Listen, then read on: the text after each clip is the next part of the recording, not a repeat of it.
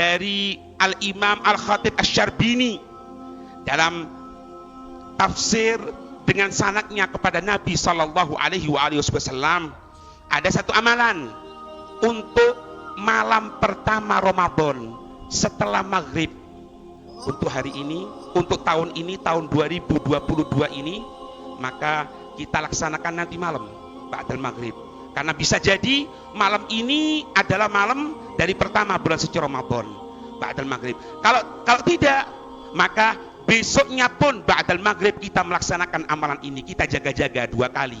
Kalau memang malam ini adalah malam pertama Ramadan, berarti kita sudah melaksanakannya. Kalau memang enggak, maka besoknya kita melaksanakan. Yang jelas dalam 2 hari ini kita berjaga-jaga untuk melaksanakan amalan, yaitu sholat sunnah mutlak 4 rakaat. Sholat sunnah mutlak 4 rakaat. Bagaimana niatnya? Niatnya cukup usolli, cukup usolli, Allahu Akbar. Kita baca surat Al-Fatihah seperti biasanya. Kemudian rakaat pertama kita buka surat Al-Fatihah. Surat Al-Fatihah itu ada 4 mugro. Kalau bahasa gampangannya ada 4 ain. Ada 4 ain. Di Quran itu ada ainnya. Ada 4 surat Al-Fatihah. Rakaat pertama setelah baca Fatihah, mulai bismillah sampai ain yang pertama. Rakaat kedua mulai bismillah dari ain yang kedua sampai ain yang ketiga, sampai 4 rakaat. 1, 2, 3, 4. Dikatakan siapa orang? Diatur di sini.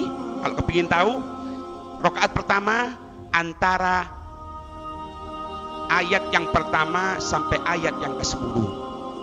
Rakaat kedua antara ayat yang ke-11 sampai ayat yang ke-17. Rakaat ketiga antara ayat 18 sampai ayat 26. Yang keempat antara ayat yang ke-27 sampai 29. Bisa dilihat di Al-Quran dan jelas ada airnya, ada 4 di situ. Siapa orang yang melaksanakan amalan ini, maka jangan khawatir dikatakan bahwasannya setahun ke depan jaminan dari Allah akan mendapatkan kebaikan dan akan mendapatkan kecukupan dari sisi Allah Subhanahu wa taala.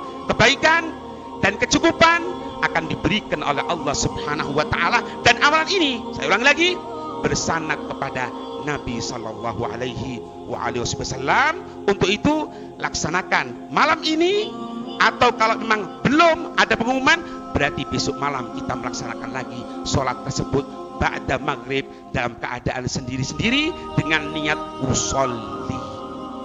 Semoga kita mendapatkan pengampunan dari Allah. Semoga kita termasuk kelompok hamba-hamba yang akan mendapatkan pembebasan api neraka, dan akan dimudahkan segala perbuatan baik untuk Allah Subhanahu wa taala.